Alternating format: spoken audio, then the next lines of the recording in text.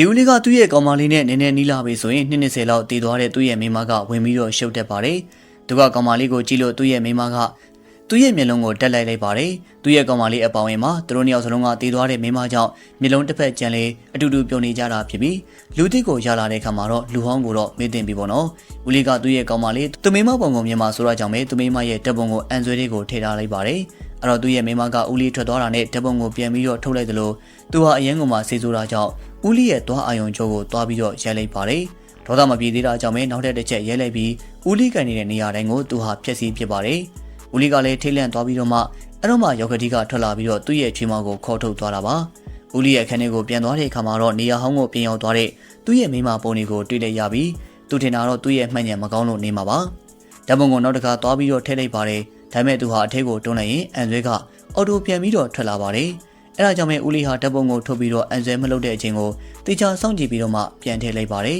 ။သူရဲ့မိန်းမကတော့ဘေးမှာနေပြီးတော့မှမျက်ရည်တွေကျနေသလိုဓာတ်ပုံကဖုံးထားတဲ့အထိအပိတ်ခံထားရရင်သူဟာလုံးဝအမိခံရတော့မယ်ဆိုတဲ့သဘောမှရှိနေပါတယ်။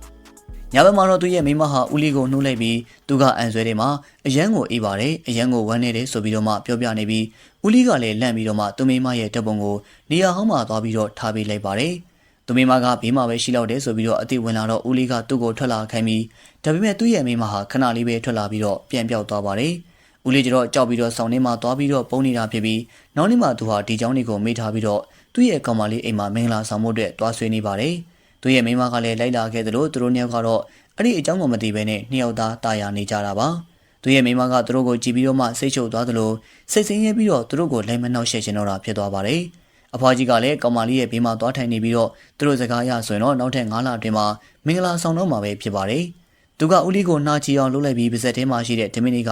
ကောင်မလေးရဲ့မျက်နှာပေါ်မှာရောဟင်းနေထဲမှာရောဝင်သွားပါတယ်။ဒါပေမဲ့သူ့ရဲ့ကောင်မလေးကခီးမဆိုင်ပင်နဲ့သူ့ကိုရေရင်တောက်ခိုင်းပြီးသူဟာအဖွားကြောင့်နှာအကြီးကြီးထက်ပြီးတော့ခြိလိုက်ပါသေးတယ်။သူ့ရဲ့ပါဇက်ထဲကနေထွက်လာတဲ့ဒရူတွေကြောင့်ပဲသူ့ရဲ့ကောင်မလေးတော့မျက်နှာတက်လိုက်ရပါတယ်။ဦးလေးဟာထိတ်လန့်သွားပြီးတော့သူ့ရဲ့ကောင်မလေးကိုမြင်မြန်သွားတော့ပေးပြီးတော့ဖတ်ထားလိုက်ပြီးမြဲကောင်မလေးကသူ့ကိုအရန်သဘောကျနေတာပါ။သူနဲ့မြင်မြန်အတူနေခြင်းနဲ့တဲ့သူတို့တွေဟာအခုကလေးကလင်မယားလိုနေရတယ်ဆိုပြီးတော့မှပြောလိုက်ပြီး9လလောက်သူမှမဆောင်ကျင်တော့ဘူးဖြစ်ပါတယ်။သူတို့နန်းတော်မဲ့အချိန်မှာပဲသူ့ရဲ့မိန်းမဟာစိတ်ဆိုပြီးတော့ဟင်းကိုရိုက်ချလိုက်ပါသေးတယ်။ငါးရီကိုနဲ့လှုပ်ထားတဲ့အထည်တွေဟာဟန်ကျဲလူမျိုးတွေရဲ့ရိုးရာဝတ်စုံတစ်မျိုးပဲဖြစ်ပါတယ်။သူတို့နေထိုင်တဲ့ဒေသမှာယာတီဦးတို့အရန်ကိုအေးပြီးအင်ကြီးချုပ်ဖို့အတွက်စိုက်လို့ရတဲ့အပင်တွေရှင်သန်ဖို့လည်းအရန်ကိုခက်ခဲပါတယ်။ငါးဖန်တဲ့နီးနဲ့ပဲအတံမွေးဝမ်းကြောင်းပြိုးကြတာကြောင့်ပဲငါးရီကဟန်ကျဲလူမျိုးတွေတက်ကတော့တကူလေးသောမျောလင်းချက်ဖြစ်ပါတယ်။ငါးရီကိုနေကိုပဲသုံးပြီးတော့မှအဝိတ်တွေချုပ်ဝေးရသလိုအင်ကြီးတဲတဲချုပ်ဖို့ဆိုရင်လေအဲ့လောက်ကြီးတဲ့ငါးအကောင်10ကောင်လောက်ကိုလိုအပ်မှာပဲဖြစ်ပါတယ်။အရင်ဆုံးငါးကိုစင်းရီတုံးပေါ်မှာထားပြီးတော့မှအရေးကိုနေကိုညင်ညင်တတလေးနဲ့ခွာရသလို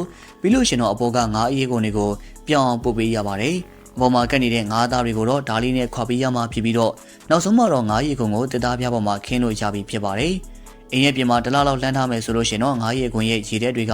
အငွေ့ပြန်သွားမှဖြစ်ပြီးတော့အဲ့လိုလုပ်လို့ရှိရင်ငါးရီကုံကမပုတ်မတိုးတော့ပါဘူး။ငါးကိုစမ်းကိုသုံးပြီးဖို့အတွက်ဟန်ကျဲလူမျိုးတွေဟာငါးအသားကိုအချောင်းချောင်းဖြစ်အောင်လှီးပြီးတော့မှငါချောက်လေးလှမ်းတတ်ပါတယ်။အခုချိန်မှာတော့တလားလောက်လှမ်းထားတဲ့ငါးရီကုံကတော်တော်လေးကိုမာတောက်နေပြီဖြစ်ပြီးသူတို့ဟာပြောင်းမုံကိုငါးရီကုံပေါ်မှာဖြူပြီးတော့မှတစ်ခုလုံးကိုလှိပ်ပြီးတော့တစ်သားနဲ့ပြန်ပြီးတော့ဖိပါတယ်။ပြောင်းမုံတွေကလည်းအရေကုံနဲ့စိတ်ဝင်သွားခဲ့ပြီးတော့အရေကုံတစ်ခုလုံးနူးညံ့ပြောင်းသွားခဲ့ပြီးအခုခါမှာတော့အဝိတ်ကိုစပြီးတော့ချုပ်လို့ရပြီပဲဖြစ်ပါတယ်။ငါးရေကိုအများကြီးကိုဆက်ထားပြီးတဲ့ပုံစံမျိုးမျိုးချုပ်ကြပြီးအလှဆင်ဖို့အတွက် fish maw ကိုကောလို့သုံးပြီးတော့မှလည်းအလှဆင်ပစ္စည်းတွေကတ်တတ်ပါတယ်။လှပတဲ့ငါးရေကိုအထက်ကိုတော့လုံးပဲဆိုလို့ရှိရင်အချိန်2လလုံးလုံးသုံးရမှာဖြစ်ပြီးတော့ဒီလိုမျိုးအင်ဂျင်မျိုးဟာလှပတဲ့ပြင်အရန်ကိုမှလည်းထူးခြားလို့နေပါတယ်။နောက်ပြီးတော့ဝေပြီးတော့အပြင်ကိုသွားမယ်ဆိုလို့ရှိရင်လည်းသူများနဲ့တူမကိုစိတ်ပူစရာမလိုတော့ပါဘူးခင်ဗျာ။ငါးရေကိုအထက်တိုင်းဟာကဘာပေါ်မှာသူများနဲ့မတူတဲ့တခုတည်းသောအနုပညာလက်ရပဲဖြစ်ပါတယ်။